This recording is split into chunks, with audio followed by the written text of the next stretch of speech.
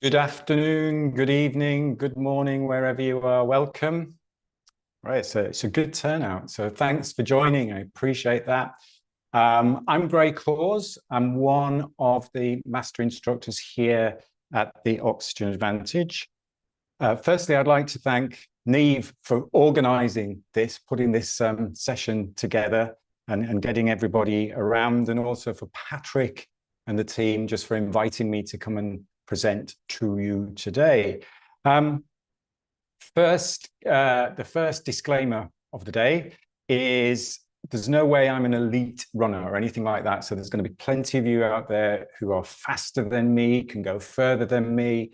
But what I will aim to do today is share with you my experiences, my insights from actually starting as a kid. I used to love running. School, cross country was what I really, really enjoyed.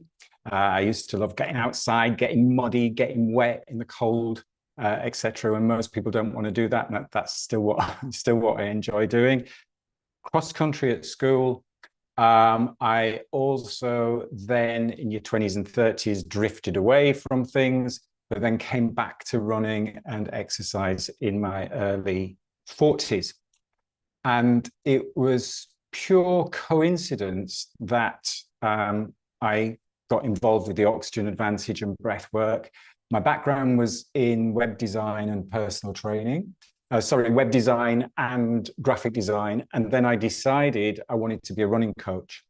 So that was why I then decided, first of all, to do a personal training course because I didn't have any background in anatomy and physiology.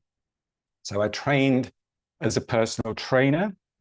And then the first running coach that I worked with who was helping me as a runner was England athletics coach, sub 3-hour marathon runner, great guy. Met him, got on well with him, and we did the first session together. And the first thing that he did was check my breath rate. And I'm like, this is a bit odd. Why is this guy checking my breath rate? I'm lying down, counting how I'm breathing. But then the light bulb moment, that little click is like, yeah, this really makes sense.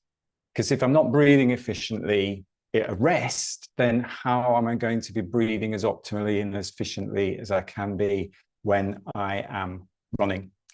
So that was my light bulb moment. And that was really what set me on the path to training as a running coach. And I worked with an American guy called Danny Dreyer. Some of you might know Danny Dreyer and his technique, chi running.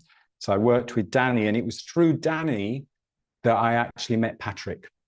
And I met Patrick because Danny was in the States, Patrick was in Ireland. And Danny said to Patrick, oh, you want to speak to Gray? If anybody's reading, I'm sure you've all read The Oxygen Advantage, but there's a piece in the Oxygen Advantage on chi running, a short paragraph on chi running. So that's how Danny and Patrick got together. Long story short, I met Patrick and did the first ever masterclass in Oxygen Advantage in London. Patrick flew over to London and we did a live in-person masterclass well before lockdown and Zoom meetings and everything. So back in like 2015, 16, we did the first Oxygen Advantage masterclass. And then I did the first instructor training with Patrick and became one of the first coaches with Patrick as well. So I've had the honor and pleasure of seeing how the Oxygen Advantage team has developed, how the Oxygen Advantage program has developed. So I'm really chuffed and I'm really pleased that, as I say, that I've been invited to take part in today's session. It's enough about me. I'm going to share with you today, we're looking at 3 key areas. And I was chatting with a friend yesterday, a couple of friends, and I was telling them about this workshop. And I was saying, right, we're going to talk about nasal breathing when running. And they said, well, that's easy, isn't it? You just shut your mouth. And it's like, yeah, sort of. So if you want the short version of this masterclass, it's shut your mouth. Now, I know it's certainly not as easy as that. So hopefully what you'll take away from today's session is some simple things, a little bit of knowledge, a little bit of understanding. A lot of it you will know, but maybe it's just putting it in context with breath and with nasal breathing and with breath holds as well. So that's the idea. We're going to look at efficiency of movement first, because if we're not moving efficiently, guess what? We're not going to be breathing as efficiently. So it's chicken and egg. If you don't breathe efficiently, you're not going to move as efficiently and as optimally as you can do. If you're not moving efficiently, then you're not going to be breathing as efficiently as you can be. We're going to do a bit of practice as well. So if you've got space, then please do join in with a practice. If you haven't got space, just watch. Really highlight that I don't want you to do anything that it hurts. If you've got any pain, if you've got any injuries, don't want you to overload the body with any of the movements that we do. We're going to do a little bit of practice. And then we're also going to look at mindset as well, because that's really important, you know, how we approach our running and visualization. Now, hopefully, we've got time to cover all of that. I've taken so many slides out of this and put so many slides back in this. So hopefully, timing wise, it should work. I'm going to go through the presentation first. If you have any questions as we go along, please feel free to pop them in the chat, or just write them down. But we're not going to come to the questions until the end of the session. So I'd really like to highlight the questions at the end of the session. So I'm aiming to get to the end by about 45, 50. So we've got 10 to 15 minutes before we finish with questions, because we're looking to go for the hour. We are going to start off with a little bit of a practice just to get you all settled in. I see there's people still joining. So if you're joining, welcome.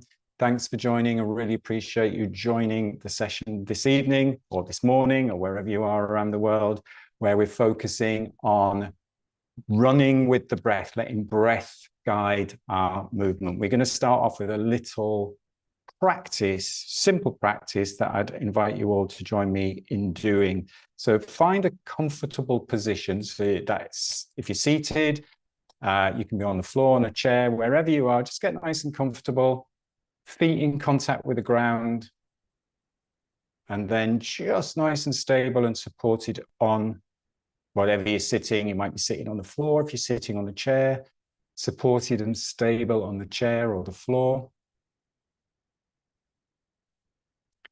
And then just lengthening up the spine. And if you feel you need to do a little bit of movement, a little bit of stretching, a little bit of twisting, a little bit of shaking, just to get ourselves in that place where we feel stable and supported with the lower body, and then tall and lifted and lengthened with the upper body, and just relaxing the shoulders.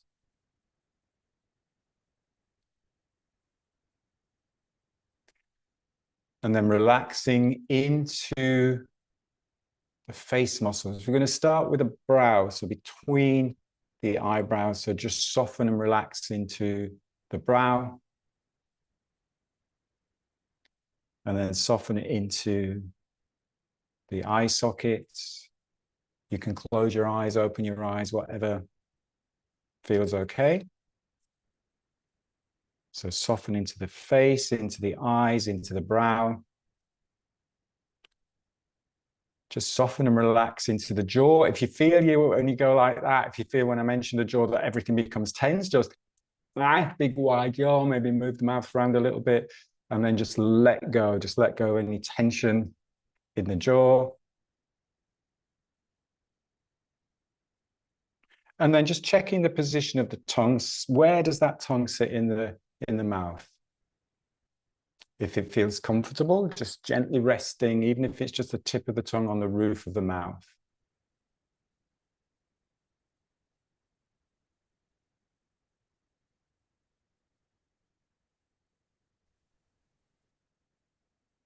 And then here I'd just like you to notice the physical sensation of the air just as it flows in and out through the nose. So I don't want you to change anything. I don't want us to try and breathe in any particular way. Just notice the breath. Just play detective. How does the breath feel?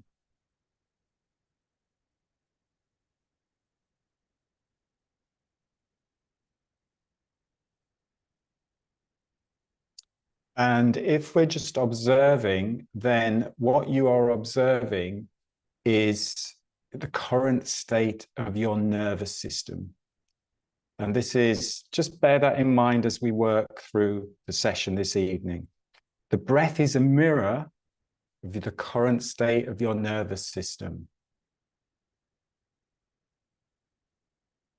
So we're not changing anything here. We're not interfering. We're not controlling. We're just noticing the breath, the current state of your nervous system.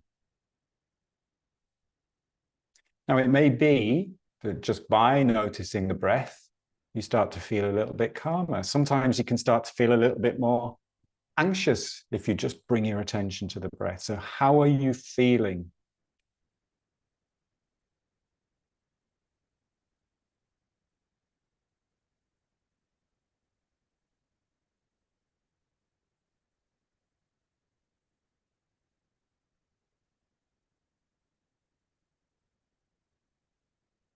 Okay, and then when you are ready, just taking a slightly fuller breath in. If you feel, again, you need a little bit of a stretch, if you had your eyes closed, you can just open your eyes. We have a little bit of a twist, and then just let that breath go. So just really quickly there, what we're touching on is just noticing that current state of your nervous system. This is so important when we are training, running, when we're running, because we're going to get feedback from our breath of where we are, what state our nervous system in, what gear our nervous system is in. Right, I'm going to share my screen now, and a few little questions to kick off with. Hopefully, just name, can you just raise a thumb if you can see the screen okay there? Yeah, that's all good. We can see the screen. So this is your challenge, your 5K challenge that I hope you've all been doing. If you haven't been doing, we'll give you some information at the end of the session to let you join the 5K challenge. And the first question is, and I want you to pop this in the chat. Let's see, what percentage of runners do you think are injured in any given year? Now, I literally just did a Google search and a quick chat GPT, and I put in the year 24, and I just said, just do give us a rough idea. So again, this is not research, but it just gives us an idea. How many injured runners have been injured, and it has affected the training at least in any given year? And why can't I see the chat? I can't see the chat. Let me have a look. Don't worry, Neve, shout out some numbers to me. People just shout out some numbers, because I can't see the chat for some unknown reason. Can you see it at the bottom of your screen, chat beside participants? No. No. Oh. Just shout at me. Anybody shout at me. We got some numbers. 80%. How many? 80. 80%. Whoa, pretty close actually. So we're roughly around about 80%, yeah? Lots of 50% too. So anywhere between 30 and 75% of runners are injured in any given year. And I would say, and again, this is just anecdotal, this is just my thoughts, my hypotheses, is that a lot of that is because we don't have that awareness of breath guiding the movement, of that our nervous system, our breath giving us that feedback to where our nervous system is. And therefore we push too hard often, and we push beyond what our body, our musculoskeletal system is capable of. And guess what? You injure yourself. And a lot of training programs will say to you, right, do some endurance running and then do some interval training. You might not be ready for interval training, or you might need to go a little bit slower in the interval training. So this is why the breath is such a great guide, and that reference back to your nervous system. So 30 to 75% runners injured in any given year. Here's another couple of numbers that I like to use, and it's 80-20. You may have heard of the idea of 80-20 training. And what that means, and this is how I work with any clients, this is how I work on my own training program, is that 80% of your training, and this is not just running as well, this is just any type of training, is pretty easy. easy effort level. And then the 20% is your high intensity stuff. And what we tend to do, and I'm guilty of this, I was guilty of this when I first started running, guilty of this sometimes now, is we tend to do all of it in that middle bit, that 60, 70%, and we're pushing it a little bit too much. And then we're never really building our base, our foundation, because we're not doing that solid base training at 80%. And then we can never quite get to that higher intensity stuff because we just overtrained a little bit. So keep those numbers in mind, 80-20, 80% pretty easy, and then 20% a little bit more challenging. The next question I'm going to ask you is, what are the key three key things that hold you back in your training? And I'm going to swap the screens out now. And this is a little, let's see if this works technically. Sometimes it works really well, sometimes it doesn't work at all. What we will get is on your screen there, hopefully you've got a little QR code. If you've got your phones with you, get your phone out, get that QR code in the phone, and you should get a little slide which comes up and it gives you 3 text boxes. So let's stick 3 things that hold you back in your training, and let's see if what comes out of this, we get a nice word cloud. Hopefully we're going to cover those in the session tonight. So stick anything in there. Let's see whether it comes up. I'll give you a couple of moments to do that. Motivation, time, energy, stamina, injury, weather. Weather's a good one. Anxiety. Motivation's in the middle. Time is in the middle. So it'll give us ones that are coming up more. Babysitter, finding new clients, fatigue, mood. Excellent. It's good when there's a few people doing this because you get lots of information in here. Injuries on, interestingly, injuries or niggles is low down at the minute. Nutrition, motivation, energy, time, all of this in the center. I love it. Energy levels as well. Muscular fatigue, fitness, nasal discomfort, stress. Brilliant. There's motivation, time, energy is staying in the middle. Keep firing in the middle. Give you another 30 seconds or so. Mood. What else? Recovery. It's a good one, because recovery, one of the most important points of any training program is your recovery. And then we've got there bad sleep. So if you're not sleeping well, that is really going to affect your recovery. If you're not recovered and ready for the next part of your training program, then you're not going to perform as well. That's great. Thanks for that. I'm glad that works. Sometimes it works, sometimes it doesn't. But that's giving us an idea of some of the key things, and hopefully we'll cover some of those things that that have highlighted there. I'm going to go back to the slides here now. So I mentioned this, the things we're going to focus on in today's session is movement efficiency of movement, because if we're not moving efficiently, we're not going to be breathing as efficient as we can be. And then just touch on energy systems and breathing gears and mindset and mental preparation. So energy, sorry, I did have energy systems first, and I keep starting with the energy systems, but I thought it's better to start off with movement efficiency. So movement efficiency, elasticity, and flow. So this is one of the things I learned from my chi running days, and then doing quite a bit of research back in the 2000s, early 2000s, in how we avoid injury if we become more efficient as we move. And one of the biggest things that I think is not really emphasized enough a lot of the time is the bounce.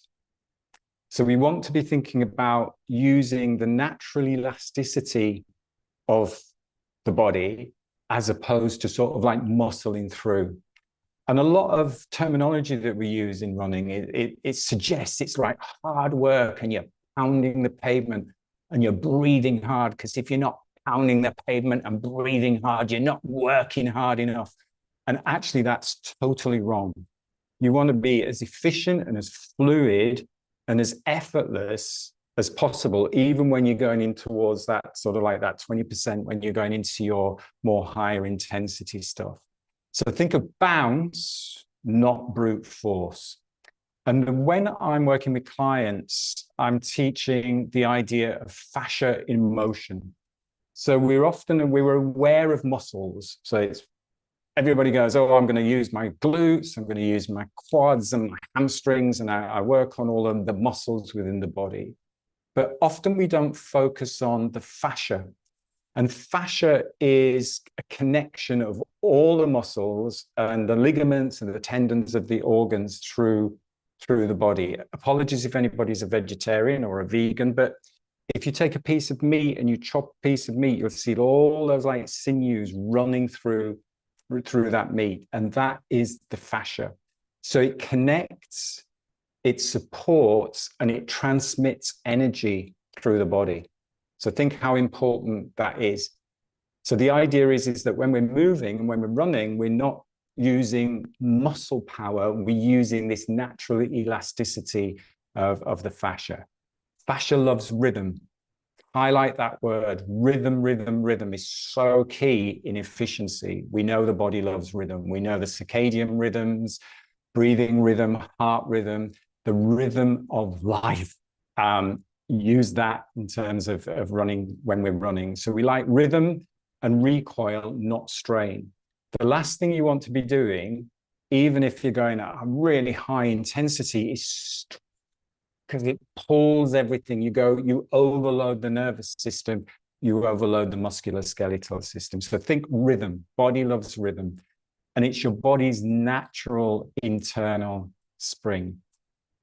We could do, I was talking to Neve just before we started this, we could do a whole one-day workshop. We could do a whole weekend workshop on fascia and core training, etc.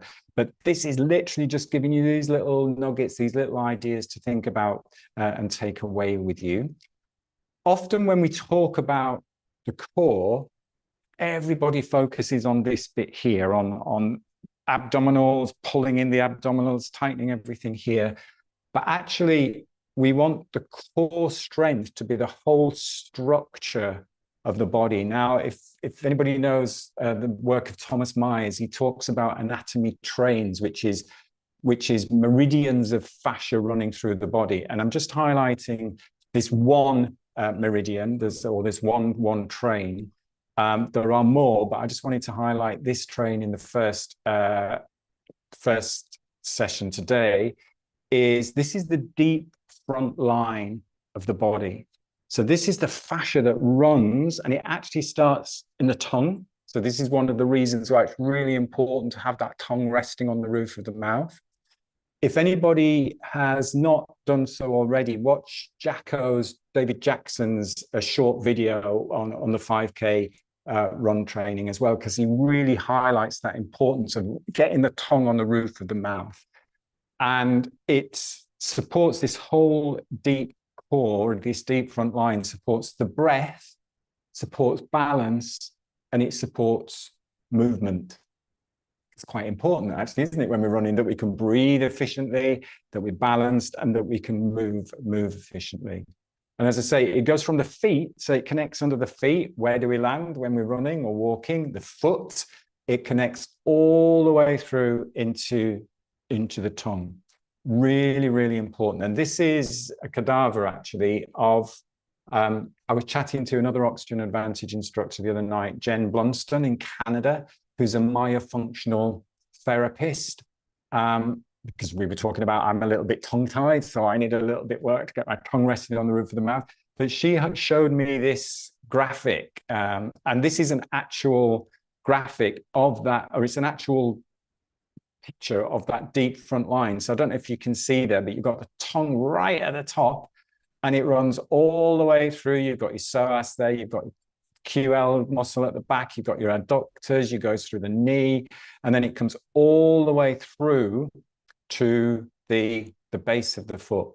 So really, really key when we are thinking of posture and breath, and we're going to do a little bit of practice in a minute, is have that awareness of the tongue, roof of the mouth, all the way down to the foot. And this is what you'll then use, this fascial connection, to create that elasticity in movement. The other really key point in terms of posture is what is called a zone of apposition. The zone of apposition is the position of the rib cage. Now, I'm just going to stand up a little bit so I can demonstrate, and then we are all going to come up anyway, but I just want to demonstrate first, is that quite often the rib cage, we can go stand up straight, and this rib cage, the lower ribs then push forwards. So I'm exaggerating, so hopefully nobody's running like this. But if that rib cage comes forwards like this, the diaphragm isn't in a good place. You can't connect that diaphragm with the pelvic floor muscle. So you want to bring the lower ribs in so that when you breathe out, that diaphragm can come back up. So the zone of apposition is the measurement from the lower ribs to where you can get that diaphragm back up when you breathe out. Now, quite often, a lot of issues with getting out of breath or holding the breath when you're running is that you're not actually breathing out. So just letting go and letting that breath go. So again, we're not going into sort of like detailed anatomy, etc., but just have in mind, where is that rib cage? Where is that rib cage? And then I'm just going to show you one more slide, and we'll do a little bit of practice because I've talked a lot here. It's got that. The next one, this is what I use when I'm, again, teaching balance and posture without going into detail in terms of, oh, yeah, this needs to do that and that needs to do that.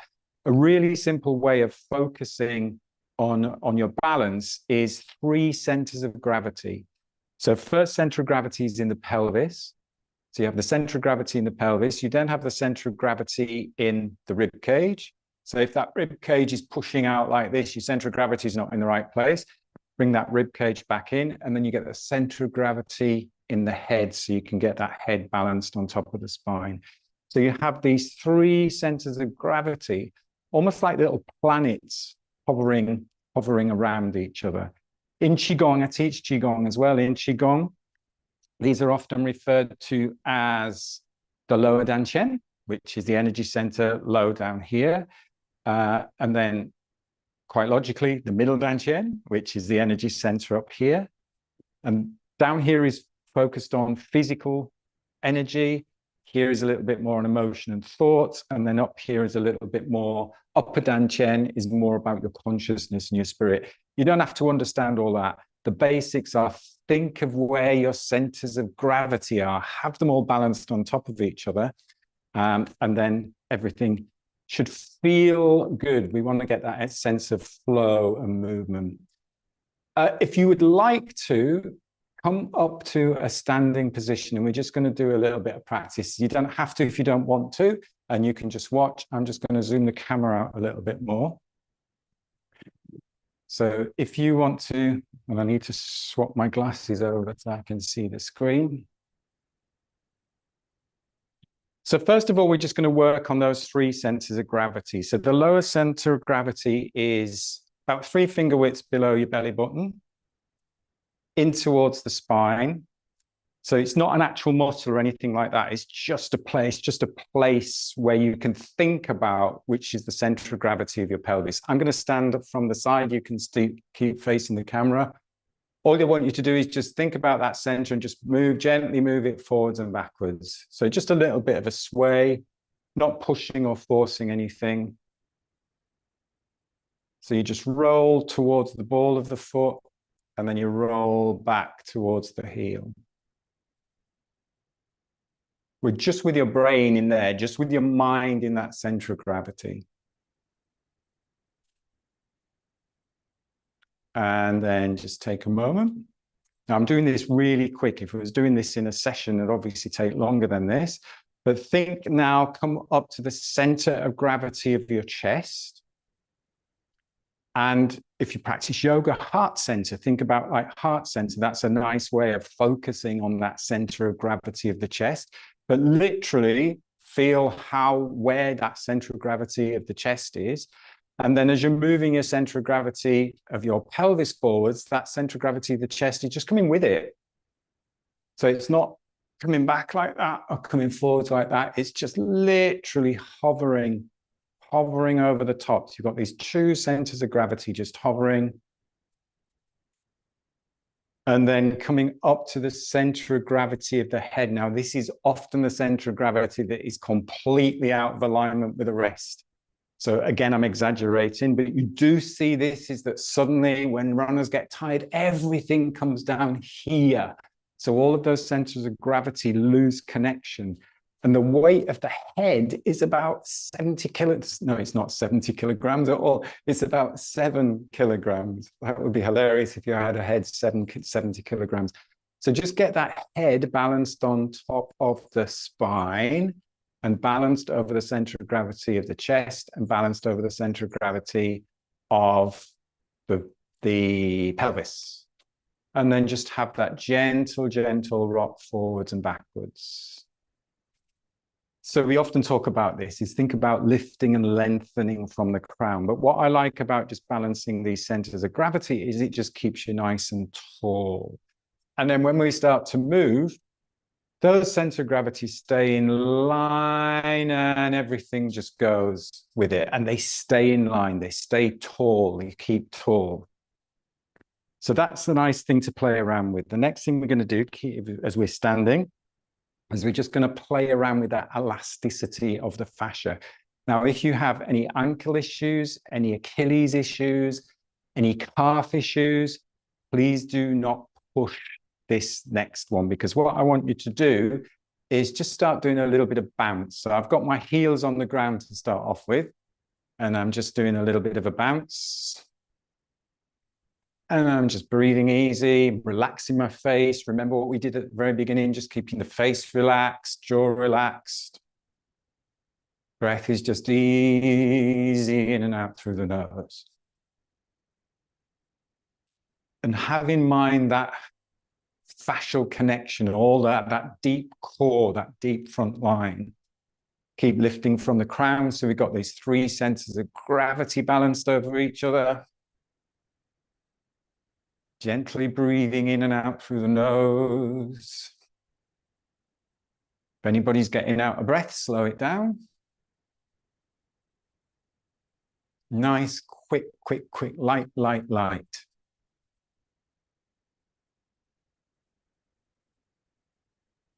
And then slow it down, slow it down, slow it down, slow it down, slow it down. Shake out if you need to shake out a little bit. The breath will catch up a little bit. Even though we've just done some very gentle movement there, you'll feel the breath catching up, but keep the breath catching up just in and out through the nose. Again, just be very careful with this if you've got any ankle issues, etc., etc. So please do not injure yourself. But if you feel comfortable with this, just coming up onto the ball of the foot of each foot. Now, if you're barefoot, that's great. If you've got shoes on, that's fine. But ideally, you're doing this barefoot. And then we're just going to do the same thing, just that little bit of a bounce, but the heels are just raised about an inch off the ground.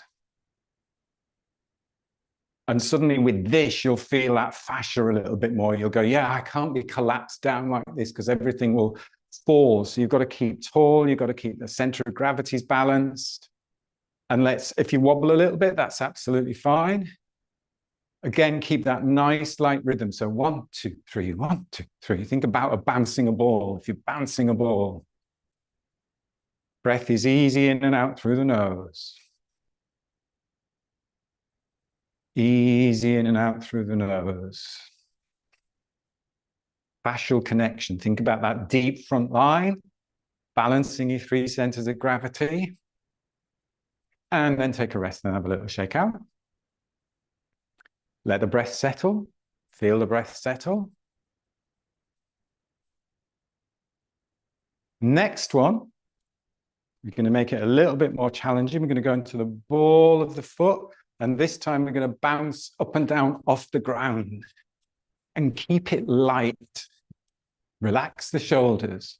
Keep breathing in and out through the nose.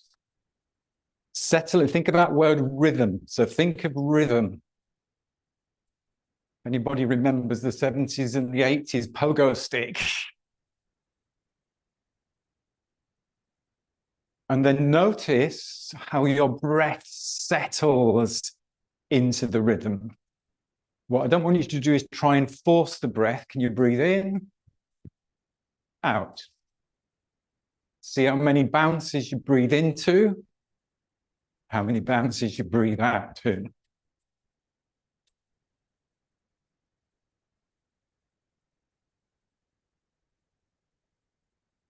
Notice if the breath starts to change at all.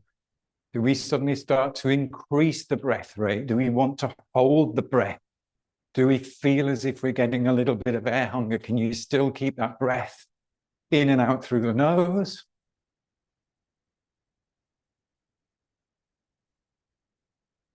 Remember, the breath is a signal of what your current nervous system, the state of your current nervous system. And then slow it down, slow it down, slow it down, slow it down. Take a nice full breath. Have a little top up. And then just let that breath go. If you feel you need to do that again,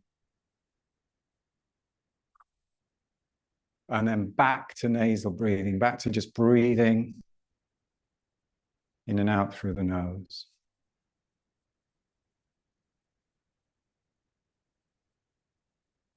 And letting the breath settle.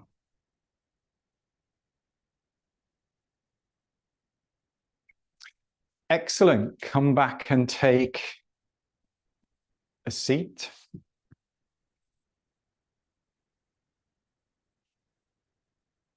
As I say, we'll have questions when we get to the end, but I just wanted to give you that idea of using elastic energy rather than muscle power. Notice how quick and light we were on our feet there. So that nice, light, quick rhythm we were using. We are now going to look at energy systems. So I'm just going to share my screen again.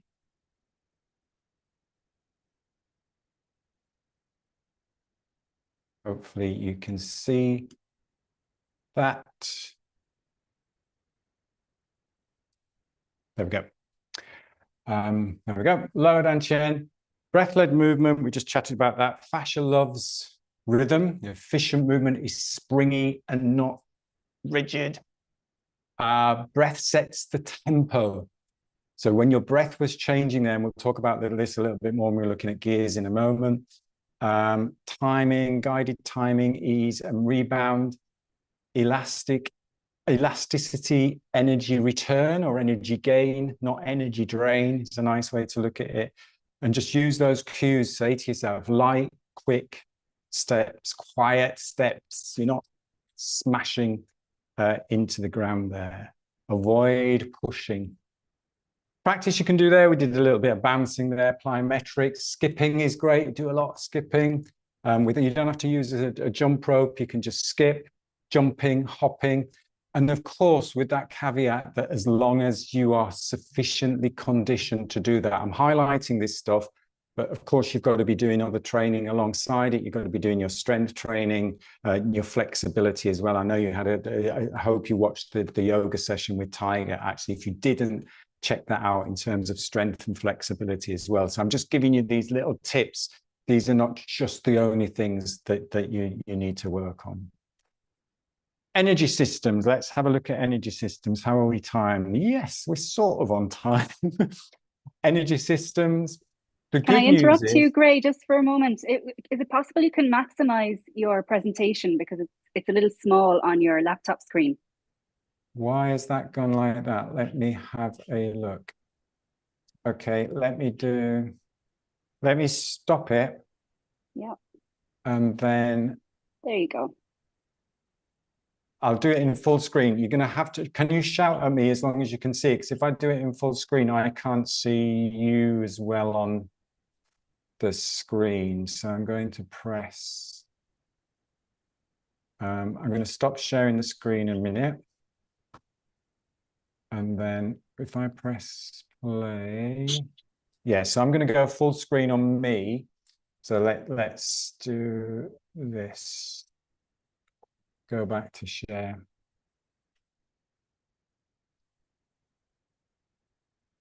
Share that, and then go full screen. So you can see all right there. Is that better? Sorry if it's been really small there. Oh, I can see everybody now. That's scary. Okay, so the energy systems. So the good news is that we use different energy systems. You'll most probably know this. You'll most probably heard about the aerobic energy system, the anaerobic energy system. And it really depends on how hard we're working and how long we're working in terms of what energy system the body is in. So it's really important that we understand these systems so that we can breathe better and train better. Just going to run through the three systems quickly. The first one is called the phosphagen energy system, and that's energy that is created straight away. And you think about the speed is very, very fast. So think about Usain Bolt. Think about running in a 100-meter sprint. He's doing it in like 8 seconds or something like that. So the duration of this energy system is 10 seconds. It's all you can do. And then it's finished. It's done with. So the breathing impact with that is breathless. It's a sprint. We don't have to rely on oxygen to use that energy system. You might have heard also of the anaerobic system. So the anaerobic means without oxygen. So we use glucose in the blood and glucose from the glycogen. No oxygen, you don't need oxygen. And this speed is fast. So we're going fast with this. The duration where you can use this energy system is anywhere between 30 seconds to 2 minutes. So say, for example, we're running a 10K and we set off in this energy system, you've got 2 minutes, basically. And unless you are running a 10K in under 2 minutes, I don't think anybody has achieved that yet, you will not be able to sustain this energy system throughout a 10K or a 5K. So the breathing impact with this is you produce lactic acid, your breath rate increases sharply. And then the third energy system is the aerobic energy system. And this is where we use fat, glucose, oxygen. Speed of energy is slower, and it's anything over 2 minutes. So if you think of anything over 100 meters, 200 meters, 400 meters, 5K, 10K, half marathon, marathon, ultra marathon, we are predominantly working in the aerobic energy system. And the beauty of monitoring your aerobic energy system, guess what, is nasal breathing. Because if you're breathing in and out through the nose, it's a bit like if you imagine the lorries that drive down the motorways. You'll see on the back of the lorries that drive down the motorways, they'll say, we are limited to 60 miles per hour. So no matter how hard they press on the accelerator, they can only go 60 miles an hour. If you come back to nasal breathing, you are going to ensure that you are in that aerobic energy system and that you are not going beyond that into anaerobic. Because if we're mixing all these energy systems and going anaerobic, you're going to have to recover from that going anaerobic. So we get out of breath, we have to recover. Now that's great if we want to train those energy systems, but if you're running a race, you want it to be as paced and as steady as possible using this predominantly the aerobic energy system. So if you're suddenly going up a hill and you start muscling it up the hill, you're going to get to the top of the hill. Guess what? You're going to be out of breath because we've tipped into we've tipped into that anaerobic energy system, and therefore you have to recover. and that disrupts the rhythm. It disrupts the rhythm of or the flow of the training. So we've got to be very smart in how we train. We train these different energy systems, but if we're racing, in inverted commas, whatever race we are racing, you want to be predominantly aerobic and coming up to what we call the aerobic threshold, which we'll touch on in a minute shortly. This is how I use sort of like breathing response and gear shifts. So there's 3 thresholds that we use. Now, you've most probably heard of aerobic threshold, anaerobic threshold. What I'll do is let's see if Neem, if we can share these slides with you. So if anybody wants a copy of them, because I'm going through them quite quickly and there's a lot of information on here. So if anybody wants a copy of the slides, we can share the copy of the slides with you. But we've got these 3 thresholds. So we've got aerobic threshold, which you've most probably heard of. You've got anaerobic threshold. And I've included in this what I call the CO2 tipping point. Now, this ties in beautifully with the Oxygen Advantage training, with the idea of building your tolerance to CO2. So the CO2 tipping point is when we're running in, if you know, training zones, when you're running in like that zone 3, if you're measuring your heart rate, where it's still aerobic, but you're approaching that change, you're approaching that gear change. You've got your foot on the accelerator just below 60 miles per hour. And you know, if you keep it at 59 miles per hour, you're going to be fine driving down the motorway. But if you try and go a little bit faster, you're going to slow down. You're going to shift into the wrong gear. So that's quite a nice thing to play around with. So the next time you're out training or running, see if you can notice that CO2 tipping point. So when you are doing intensive exercise, a sustained effort, we know the body produces more carbon dioxide, CO2. That's when the nose won't be able to clear as quickly. And that's the tipping point. So this is what we're training. We're training up to that CO2 tipping point. And this is not failure, because this is a lot of people would say to me, oh, I can't nasal breathe. And it's like, right, pull it back, slow it down a bit. When you get into the point that you feel you can't nasal breathe, there's your CO2 tipping point. You've got to pull it back. And this is where we've got to start all of that subtle training, building your endurance, building your tolerance to CO2, etc. So stay in control of the breath and you stay in control of the movement. Any sign of neuromuscular overload, you'll see it in the breath. Go back to what we talked about at the very beginning there, about that little practice as you were tuning in to how you were breathing. And this is a little graph that I've put together talking about the effort level. So if you look along the axis at the bottom, we've got effort levels or intensity, that low intensity. And if you look up the side there, we've got what I call the gears of breathing. So we've got gears 1 to 5. So if we look at low effort level, nasal breathing, and this is when you go out, you're doing a recovery run, you're even doing a walk, you're not even noticing any change in the breath. It's smooth, it's rhythmical. You don't have to think about how you're breathing. Everything is in and out through the nose. If we go to sort of like moderate intensity, then that's when we're going into gear 2. So we're just shifting up the gear a little bit. It's still very much in and out through the nose. There's a nice rhythm. So you set into that lovely rhythmical pace. Then we'll get to gear 3, which is a little bit more nasal. It's still nasal, but it's an occasional mouth exhale. Oh, it's terrible. You can't breathe through the mouth. That's really, really bad. There's good mouth breathing.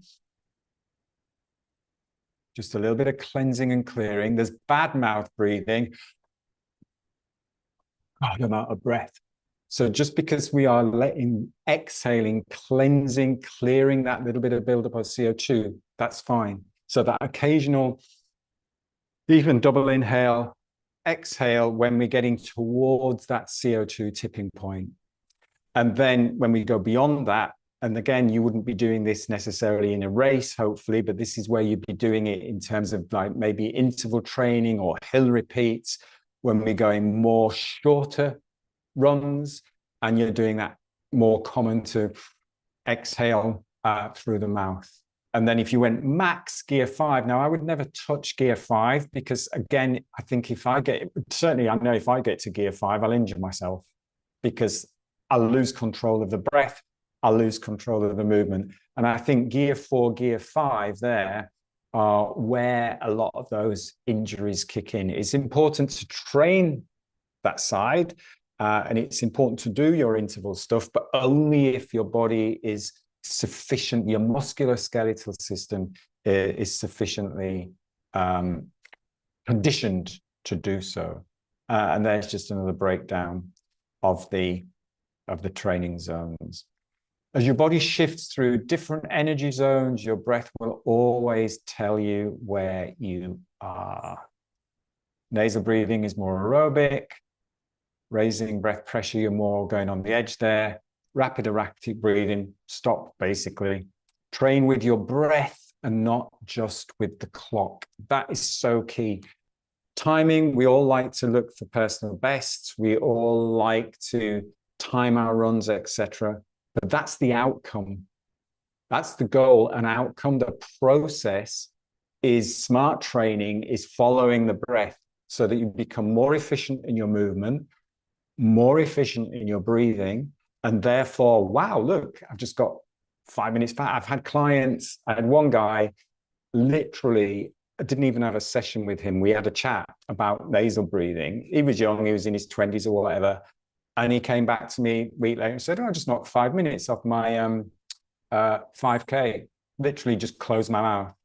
I didn't do any training with him or anything. Literally, he just took it on board, closed the mouth, relaxed the face, and it makes a big difference. So remember, train with your breath, not just against the clock.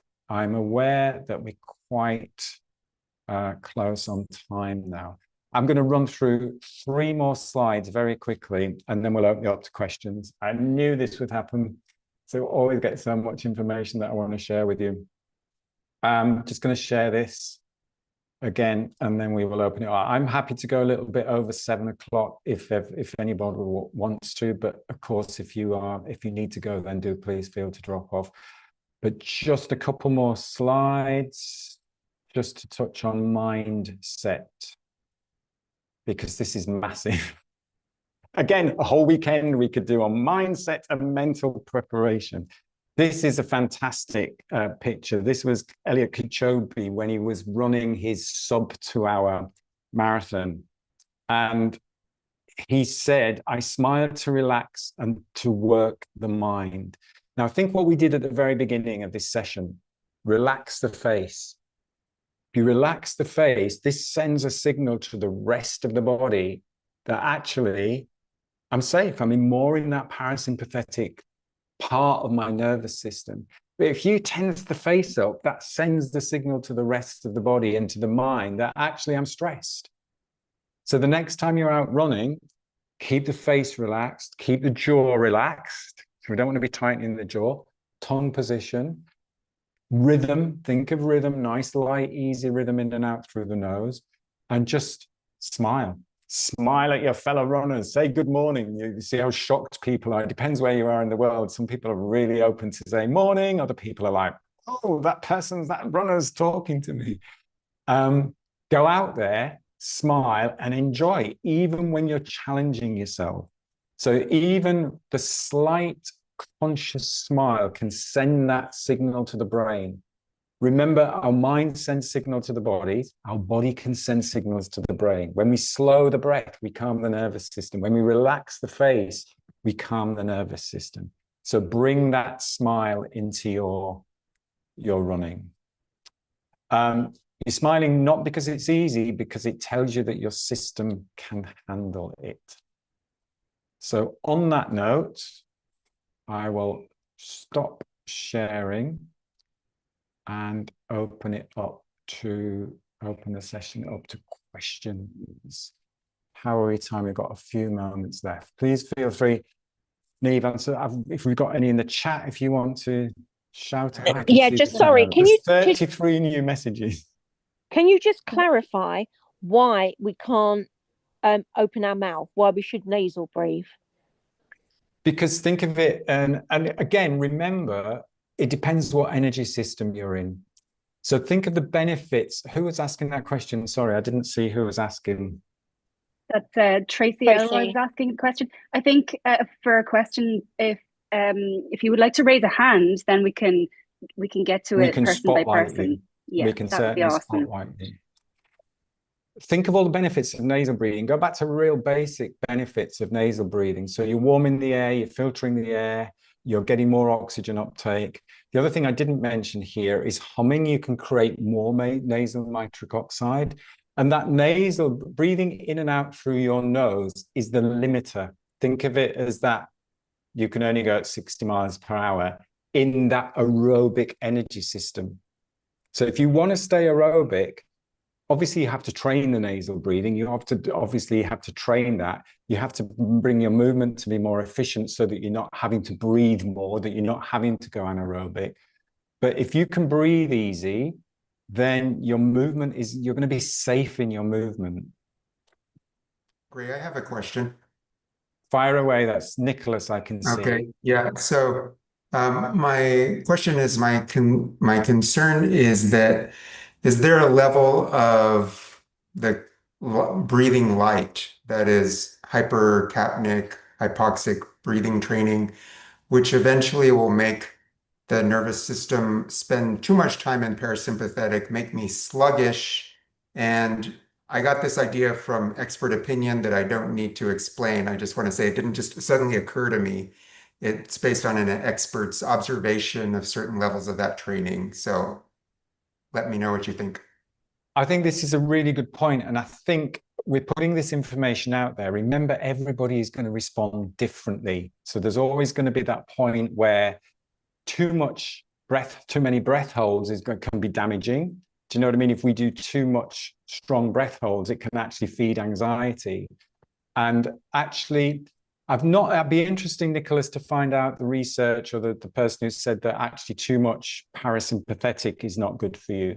What I would say, what comes to mind when you say that is we've got sympathetic drive where you're in fight, flight, thrive, and we've got parasympathetic when we're in rest, restore, recover.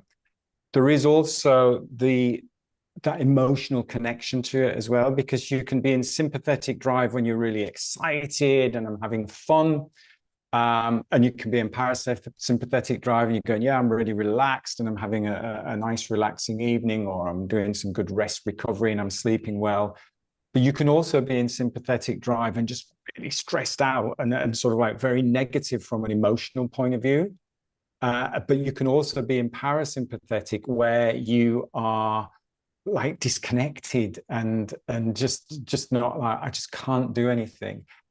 I've not seen or experienced or found any research to suggest that training the body into parasympathetic can make that happen. But like with anything, there's research out there, but not all research is relevant to what we're doing necessarily. So it's a good point to make, and I'd love to find out a little bit more about that. But in general, just from my own personal point of view and from what I've seen with clients, is majority of people need bringing down a little bit. We need that little bit more parasympathetic. Now, obviously, when you're running and training, you're not going to be in sympathetic drive. You're going to be in parasympathetic. Even when you're, get that the right way around. You're not going to be in that parasympathetic. You're going to be more sympathetic when you're doing even if you're just doing a walk. But it's just about helping to get that balance between the two, to modulate between the two. I hope that answers your question, Nicholas, or gives you some ideas. Thank you. And just quickly, I put my source in the chat. Brilliant. If we can make sure we get a copy of the chat as well, Neve, out, because that will be in there, and then we can check that. That's a good point to make. Yeah, I really want to stress that this is not all one size fits all. Everybody is going to be different. Everybody's going to need a certain amount of breath holds, stress in a good way, and everybody's what we call hermetic stress is going to be different levels. any of the questions. It's good to see some of the regular breathe balance movers here. There's Keith, I can see Yvonne. It's nice I can see people now. Craig's here, Beverly's here. Thanks, people, for joining. Any other questions? Please feel free to... I'm having a quick look down the chat. Wow, there's loads of questions in the chat. Have you got any there, Neve, that you can read out for me? Yes.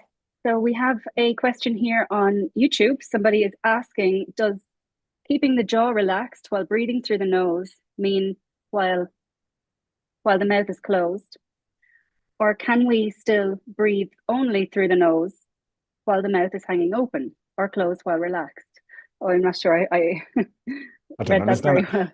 I sort of get it, actually, because I've had a few clients who, like, the minute we say just breathe through the nose, we'll tighten the jaw. And I've had the same thing. As I say, at the beginning, I was slightly tongue-tied, which I didn't realize until 62.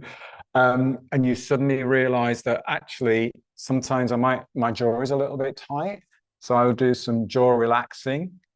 Now, if you have the tongue on the roof of the mouth, just try it now. You can just rest the tongue, even just the tip of the tongue on the roof of the mouth, and then almost like let the jaw drop open, and then breathe.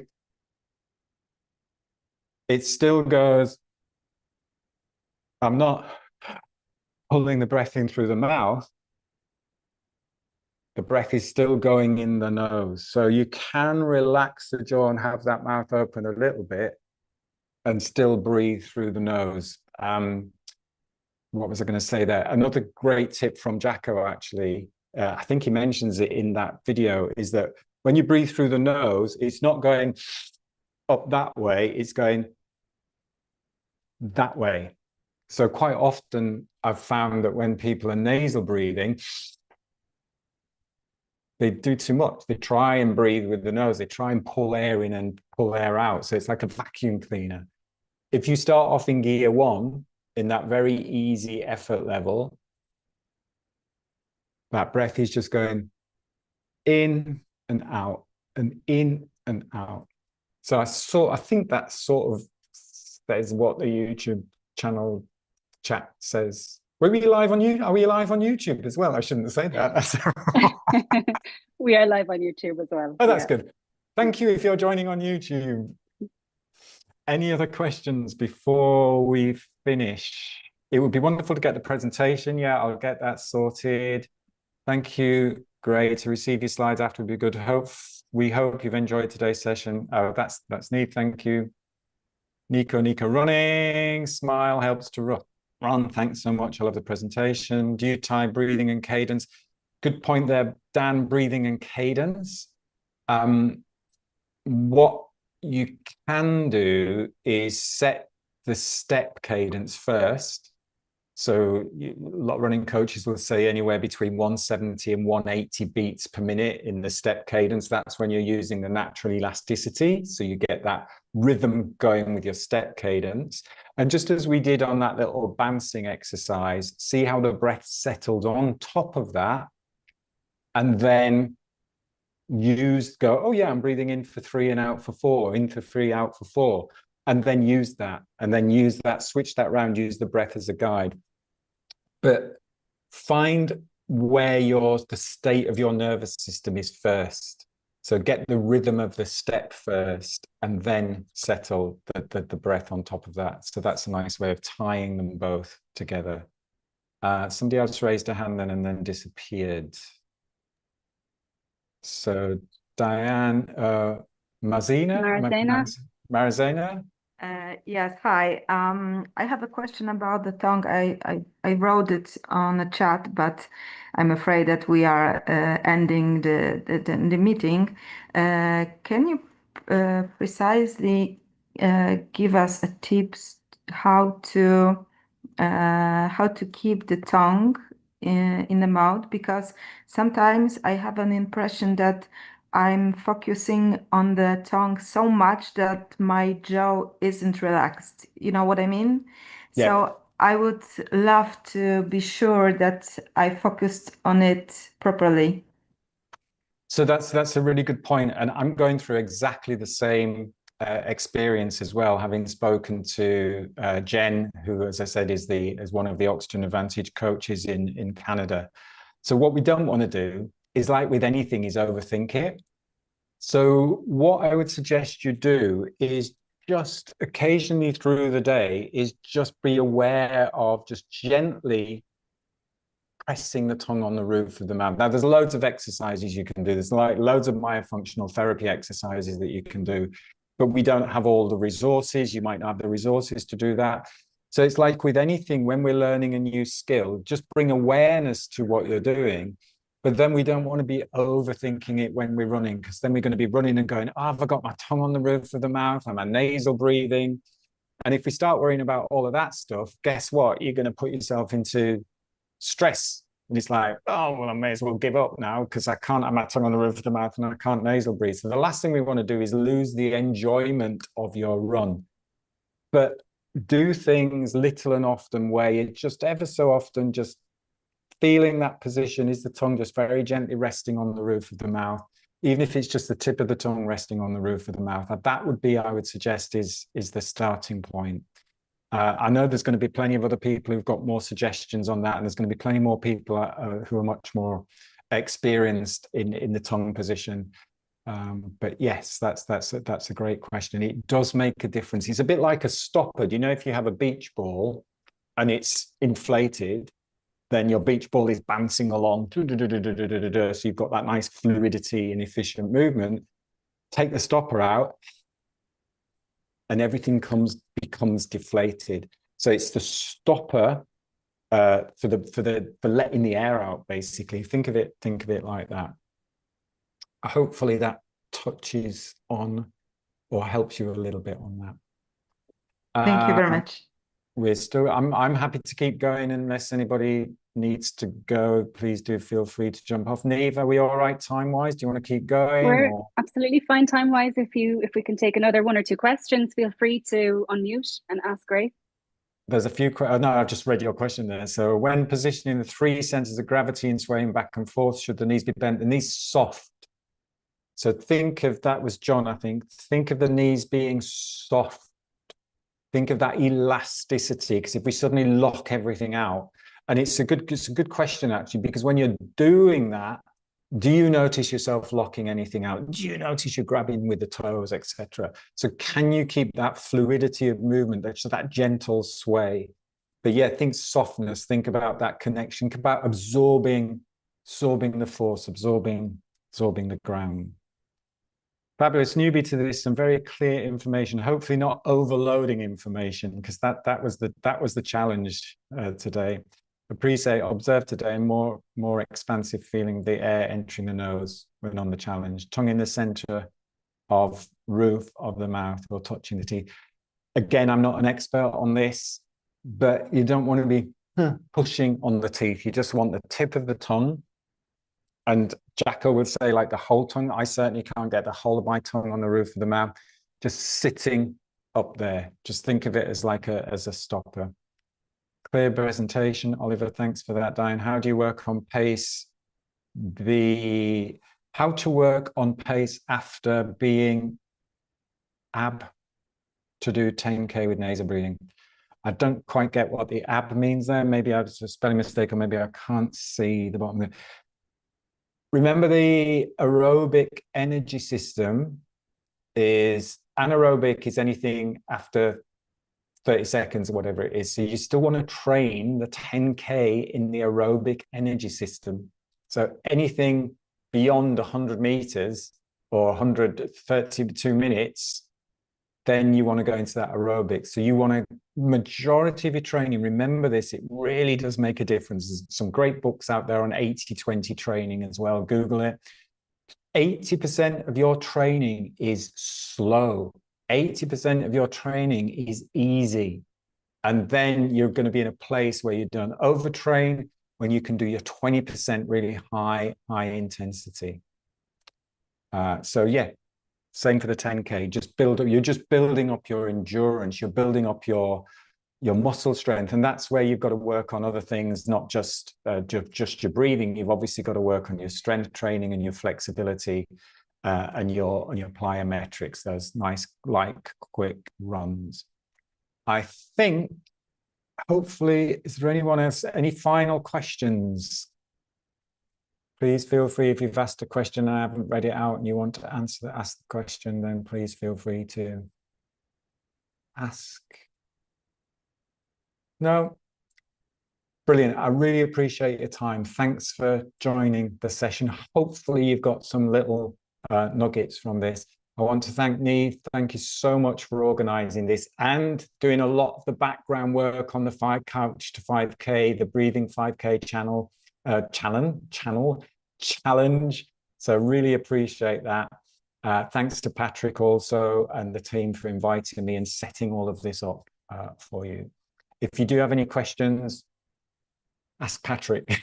If you do have any questions, please do not hesitate to get in touch. And again, thanks ever so much for joining. Have a great rest of your day, evening, and I'll catch you soon. Thank you. Bye.